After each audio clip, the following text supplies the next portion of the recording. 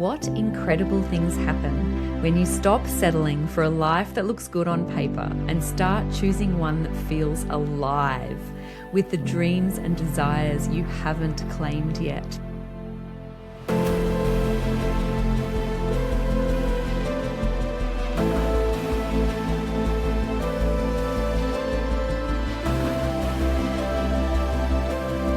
It's your host, Katie Kay, artist, mentor, entrepreneur, founder of the Creator Code, and mentor for women ready for the best chapter of their life. Are you ready for more? Fuck yes. Let's go, my loves. Hi, it's episode 5, and I am going to fly by the seat of my pants this week. I'm going to share with you the story, a really juicy story about what happened when I finally said yes to something really, really big. And I have some notes, but I've not told this story before in quite the way that I'd like to tell it. And so I don't really know how it's going to come out. So I'm just crossing my fingers and hoping and trusting myself really deep. So I hope you want to come on this little journey with me. This is part of the story of what happened last year when I said yes to a thing that I'd been wanting for 5 years and took the steps towards that thing. And it's a big story. There's lots of parts to it. I think it's really juicy. I think there are going to be different parts of this story that are going to resonate with you in different ways. So here goes. Sometime in the first part of last year, I don't remember exactly when it was, I was in the shower one day and I had this download, this information, this knowledge, this idea dropped in really fast, and it felt like the answer to a lot of things that I've been wondering about. It felt like the culmination of a lot of work that I've been doing for a long time. It felt like it was a gift. It came from me, I think, but also it came in so fast that it felt like I was streaming it from somewhere. And it's a body of work called the Creator Code. And I will share more about this on the podcast at some point.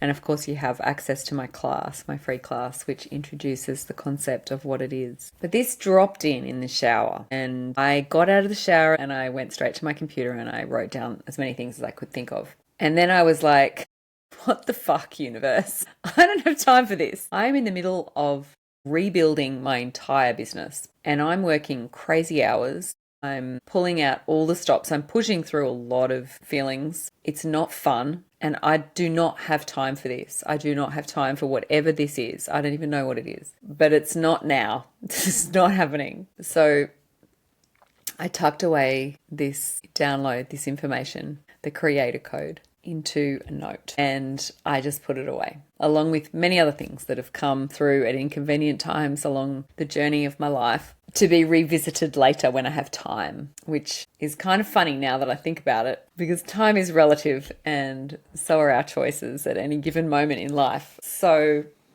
I carried on with the work I was doing. And part of that work was, like I said, rebuilding my entire business, the photography business, so that I could step out of working in it full time. And that was a goal, an intention, and previously it was a dream that I had. Step 1 of this plan was to take place at the end of August, at the start of September last year. And so I was working my butt off towards this goal. And there was nothing that was going to stop me, because I had stopped and started this same dream so many times that I didn't matter what it took and what the cost was, I was going to get there. I owed it to myself, to my future, to who I am as a human. So when I finally reached September, we followed through on this exit strategy, and I went from working 50, 60 hours a week down to just 1 day a week. And it was momentous. It was huge. It was unlike anything else I've experienced in terms of a big decision and a big change, because I had been wanting to do this for about 5 years. Not because I wanted to stop working in the photography business, but because I wanted to do other work. And I knew that that would eventually mean that I couldn't hold both and that I had to give priority to one of them. And so it was going to be my new work, my work to mentor, my work to create programs and experiences to help women, particularly to help creators, to help those working for themselves to help entrepreneurs do amazing, incredible things with their lives. And so that's what I set out to do.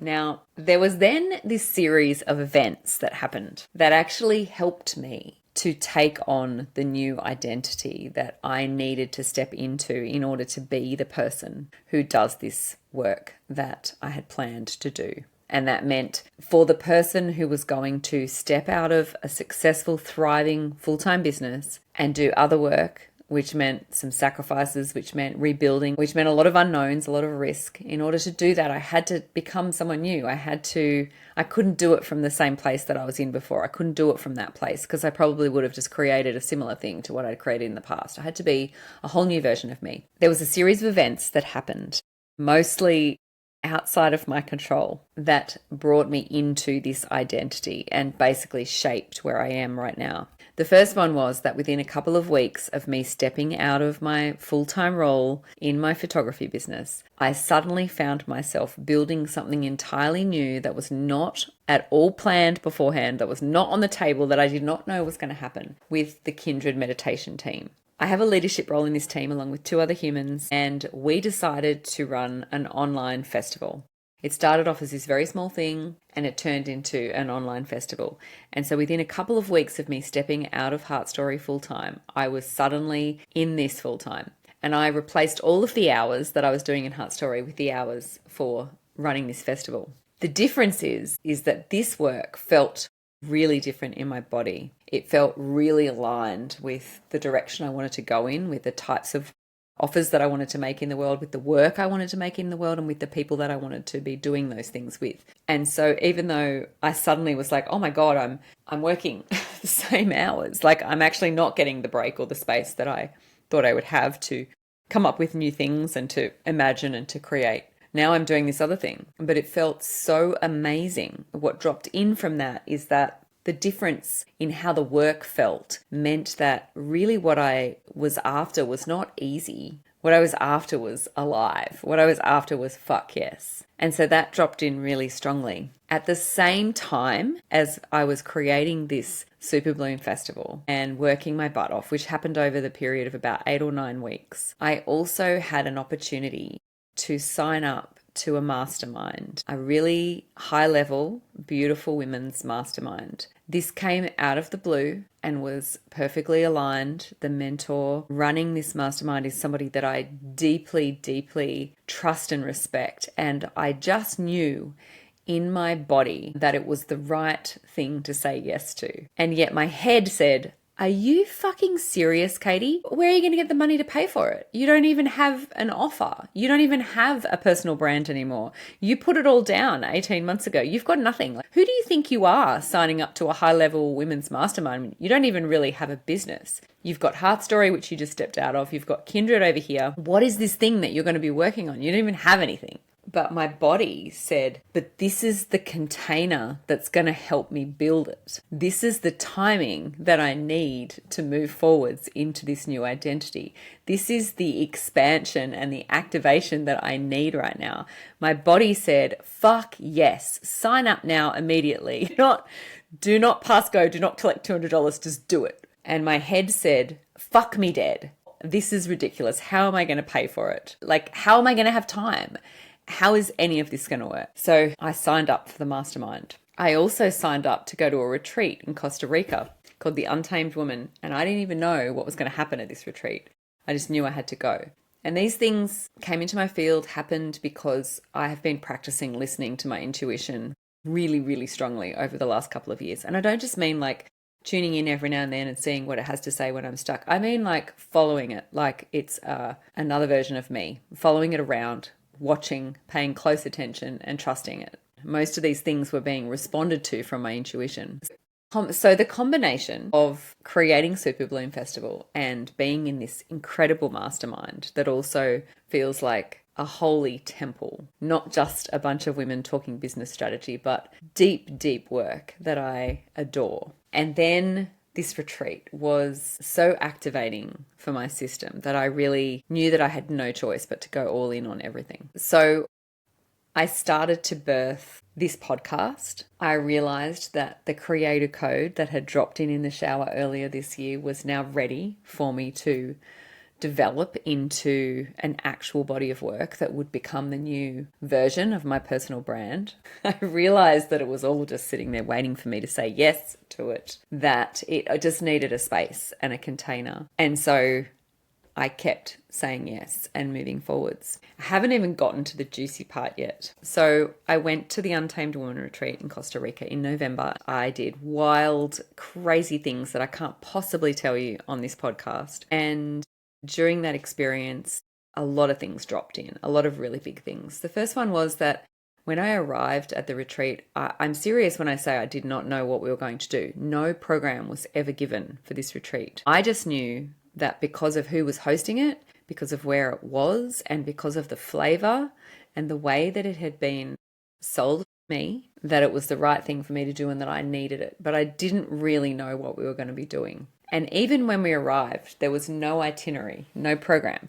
And I'm sure for some of you listening, you might be thinking like, what the fuck? Are you crazy? I mean, maybe. The thing is, my whole life, I've been in charge of everything. I have been a capable, powerhouse, high-achieving woman. I hold all the shit together. I've been running a business for 17 years, and for most of that time, I've had the role of managing director of that business. Before that, I was a manager in a role in the public service. Before that, I was studying and having a child and going to work at the same time. I've always held so much, and I've been responsible for holding so much, and I have taken on that role as well as that role being given to me multiple times throughout my life. And so to go into a space where someone else was going to be making the decisions and someone else was going to be doing the holding and telling me where to be and what to do, someone else was going to put food in front of me and all I had to do was eat it, I was like, fuck yes, give me that. I've never experienced that in my whole life. So this retreat was incredibly nourishing because from the moment I arrived, I did not have to make a single decision other than, do I want to do this practice or not? Do I want to try this new thing or not? And of course, the answer to every single question was yes. I'll try everything. I'll do everything. I'll give myself to everything. I got to sit at a table and eat amazing, beautiful, nourishing food. It was the exact quantity every single time that I wanted. I was told where to be and when to be there. I had a beautiful room and space to sleep in. I felt nourished. I was surrounded by sisters. It was an incredible experience of being held and supported. And that feeling of surrender to the process, to the unfolding, of trust, of just allowing myself to be held by this experience and by other women was unbelievable. And that's exactly why I needed to go, to feel that. I also had a lot of experiences throughout this retreat that reminded me that it was time to stop bracing, that it was time to remember to breathe, to remember to let go, to remember that in the moving forwards, there has to be a surrender. There has to be a letting go of certain things. And I talked about this in the last episode about how you have to let go of things in order to have more, in order to find the new things that you really want. And so I really felt that. I felt this very strong, repeated learning of I'm bracing. I'm not letting things flow through me. I'm not breathing. And I'll go more into that in another episode, but it was incredibly cathartic and exactly what I needed and primed me so perfectly for what was to come. So this incredible retreat ended.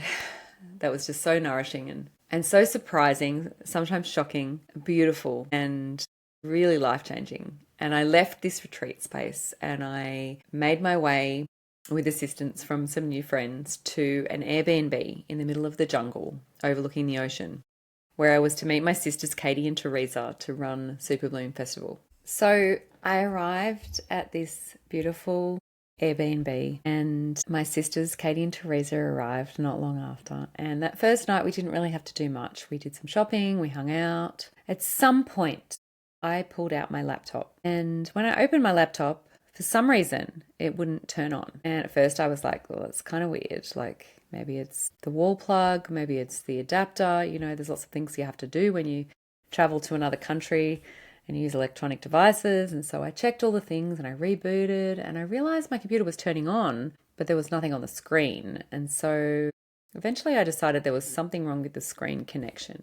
But given that I'd just come out of this beautiful, nourishing retreat that I'd been taken care of for 7 days and I was feeling amazing, I didn't go into a panic straight away. I was like, it'll be fine. It'll be fine. Like, right? It's not going to be broken. Like, it's not even that old. Like, it'll be fine. And so we went to bed that night with the intention of getting up in the morning and starting work, because we had a few days before the festival and we had lots of things we needed to prepare. And so I got up in the morning, and at some point before we sat down together for the day, I tried my laptop again. Still no screen. At this point, I started to feel a little panicky, because I realized that all of the work that I had done in transit from leaving Australia, all of my travel to Costa Rica, I used that time to write, to prepare. I had these incredible sessions with myself in transit, and I'd done it all on my computer, because obviously in transit you don't always have access to Wi-Fi, and so it was safer for me to do this work on my computer in a Word document rather than where I would normally do it, which is in Notes or in Google Docs. And I just did that for my own safety, and I had every intention of transferring it once I'd gotten there, but I had not done that yet. And so I started to feel a little panicky, and I was like, okay, I've got some things in Notes, but none of the stuff that I'd done since I left Australia. And there were some really juicy things in there that we needed access to, that we needed to share and talk about and work out. And so the three of us sat down and we did some kindred meditation together in a circle. We put my laptop in the middle and we did some kindred, and we hoped, we imagined, we channeled. We just really wanted my laptop to turn on, and we believed that we could affect that. And why not, right? Like, weirder things have happened. More amazing miracles have happened. We've all seen and witnessed them. And so we finished our practice, 5 or 10 minutes, and I reached for my laptop and I opened it, and the screen came on. It looked perfect. Everything was fine. My documents were actually just open. And so very quickly, I went to the document that I'd put all these notes in, and I copied and pasted it into my Notes app as quickly as I could. And as I pasted it in and I knew that it was safe, suddenly these little black patterns began to appear on the screen. They looked like roots in the earth dissolving the screen. They came down in these tendrils. I've never seen anything like it. And Katie and Teresa were next to me, and they also saw this. And we had full body chills, and these black roots slowly covered the whole screen, and then it was gone. It was done, and my computer did not turn back on. But my work was safe. And then we had to make the decision that there was nothing more that could be done, and that we would have to run the festival from 2 laptops, not 3. There were 3 of us. We needed a laptop each. We were all going to be on screen.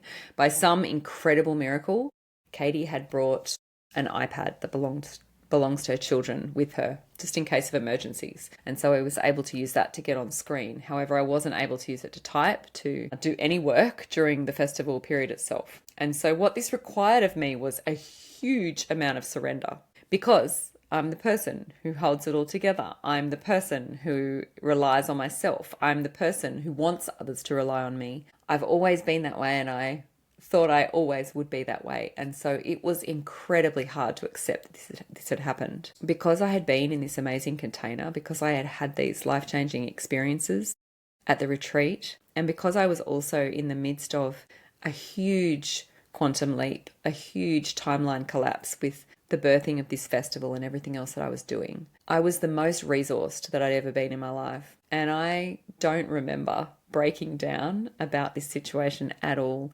Any other version of me would have been catatonic over a laptop dying in the middle of the Costa Rican jungle and having to run an online festival. But this particular version of me was like, okay, there's nothing I can do about this. I'm going to have to let my sisters take on more responsibility, and I just have to surrender to that. And I need to be here and do what I need to do, and that's all I can do. And so I ran the festival through an iPad. I borrowed either Katie or Teresa's laptop sometimes late at night to do a bit more prep for my class the next day. We shared, we supported each other, we did the best we could. We ran an incredible festival. Incredible. It's one of the coolest things I've ever done in my life. I could only take care of what I could take care of, which was my presence, my body, and the way that I was responding to what had happened to me. So I still had no laptop. On my travels home, it was also hard because I'm so used to using long travel times to do work, to pour out my creative ideas, to journal, to write, and I couldn't do any of that. And I got home and it was still another few weeks before I had my laptop back in working order. But what was incredible about this is that I had to rearrange how I was functioning in my life. And as someone who holds everything, does everything, organizes everything, is like the brain and is the holder of family organization, of work organization, of the calendar. I am someone who looks at Asana, who looks at my Google Calendar, who looks at Slack 100 times a day.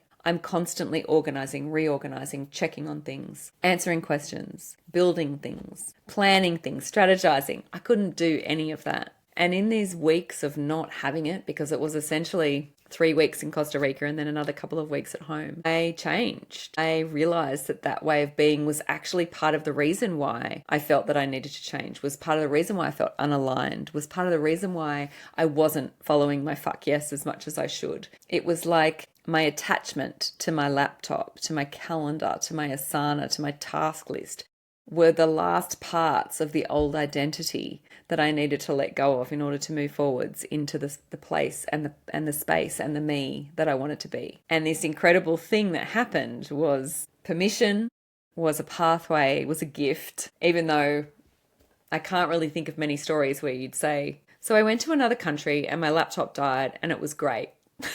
But that's what happened. And so I let go of my need to organize everything all the time and be on my computer all the time and control all of the things. And it was much easier to let go from that place, from the place of safety and surrender and being held. And from that moment onwards, I was able to step into my new identity. And so all of these shifts, all of these beautiful little processes that I'd been through from September became easier and became more aligned and brought me closer to where I am today. So I want to do a little backtrack and just tell you too that before I left for Costa Rica, one of the things that I learned about change from this that I was reflecting on earlier today while I was planning this episode in my head is that when you're in an identity, you can really only see and make decisions from that current identity. And so it's really easy to say, well, that's not possible, or I can't do that thing, or this is in my way, or these are the reasons why I can't do that. Because you're coming from this current identity, which is the known, which is what you've been experiencing for a long time. The new identity that you need to step into probably doesn't have any of those limitations and would see things completely differently. But you can't actually see that or understand that until you step out. And that's why it's sometimes so hard to do these really big things. That's why it took me 5 years. And that's why it wasn't just the stepping out of the photography business that was going to change everything. It was the series of all of these other things put together that really brought the change about, that really made it feel really big, that really made it possible for me to step into these new things so quickly. Because if I think about it, all of these things have happened in 5 months. And I can tell you right now that 5 months has not been hard at all. Some of it's been busy, some of it's been intense, some of it's been challenging. But compared to some of the things that I've been through in my previous decade of life, this last 5 months has been a joyous celebration of fuck yes moments that has taken me into a new identity, a new version of me, a whole new personal brand, a whole new body of work, a whole new outlook. I feel like a completely different person today than I was this time last year. So part of why we don't do the big thing is because we convince ourselves that it's too big or too stretchy, because we're looking at it from inside the current identity. But the experiences that I went through undid all of my previous programming and rewired my brain. And that allowed me to move into this new identity. And from this perspective, I see everything completely differently in ways that I couldn't have seen before. And I feel like my higher self was always cheering me on this whole time. And so the two really important things that I am now seeing and understanding when I look back in hindsight is that I had to really trust myself. I had to trust that the moves that I was making were taking me to where I need to go. And that still applies right now. The moves that I'm making every day, every week are taking me to where I need to go. And one of the biggest things that I undid with all of these crazy little events that happened is that I now no longer live day to day based off of a to-do list. The feeling of relief that that brings to my body is indescribable. After almost 50 years. Well, that's a slight exaggeration because I didn't live from a to-do list as a child, but you get the general idea. My entire adult life, probably from my mid-teens until now, has been lived based off of a schedule, based off pressure, based off expectations, based off of certain things that I need to achieve, expectations of others, expectations of myself, living up to standards. And right now, I'm living from a place of pure intuition, pure fuck yes, pure aliveness, following a path that I know is going to lead me to the best possible place that I can be in. And then the other part is remembering that there's always a new pathway on the other side of the things that I haven't said yes to yet. That there are things that I want, that I need to move through discomfort, move through uncertainty, move through fear to get to. And they're just waiting for me just over there, behind the door, behind the tree, around the corner. And they're usually behind things I haven't tried yet because, like, let's face it, we've all tried a lot of things to get the things we want. I know I've tried so many things. That's been my life's work, is trying really hard all the time. In fact, I'm pretty sure I got called a try hard at school. I was literally trying really hard. I've always tried really hard. And of course, there's been a lot of success in that too. But on the other side of the things I haven't tried, that's where the gold is. And that's what I've been discovering, finding, saying yes to. A few years ago, I unlocked permission to listen to my intuition. I mentioned that before, and I've been practicing that ever since. And that's a really big part of this. And so when these things started happening, I was able to keep saying yes to them. I was able to keep moving forwards, because I'd practiced this thing already of noticing and listening to my intuition, following it. And so all of that shared to say that you just have to start. Start from the thing that's inside you that you want. Start from aliveness. Start with the small steps towards the things that have been calling you for years, that your current identity has decided are too hard or should be done later, or I'll come back to that when. Because the truth is, your current identity is probably never going to be ready for those things. And your higher self is saying, please try the thing, please do the thing, please say yes, please pay attention to your aliveness. So my question this week is, I would love to know what resonated in this story that I shared today. I felt really called to share this. It replaced previous plans for episode 5, and it aligned with conversations I've had today with other people that I was also having yesterday. So it just felt like the right thing to share. And I just let it come out the way that it wanted to come out. So I'd love to know what resonated in the story. I'd love you to comment either on the app that you're listening to this on, or you can send me an email to hello@kdk.com.au. I really feel this podcast is a reciprocal project. I want to hear from you, and I want to inject your experiences into this too. I want to respond to your questions, to your thoughts, your ideas, and bring those topics and those stories to the podcast. I feel like this is the energy of right now. This is where this work is going to be helpful to me and to you. So please tell me what resonated, what it made you feel. Did it remind you of something? Did you get a clear message? What stood out? And as always, if something in this episode stirred you, if you've kind of been feeling like this pattern or these topics are coming up and you really want to dive in deeper and find out a bit more, if it felt triggering in a good way, then this is an invitation to my free 45-minute class. It's going to answer some of the questions that might have come up while you listen to this episode or any of my episodes. It's going to orient you to that through your own lived experience, and you will really understand straight away why that matters. And this class also introduces both the creator code that I mentioned earlier in the episode, that was my incredible shower download, and it also introduces kindred meditation, which is just a phenomenally good somatic practice movement practice, body-based practice to help you connect with your intuition and your imagination and the wisdom that you hold in your body. And it's deeply changed my life. So you can find the information about how to access that in the show notes. And that's it for this week. I look forward to reading your comments. Bye.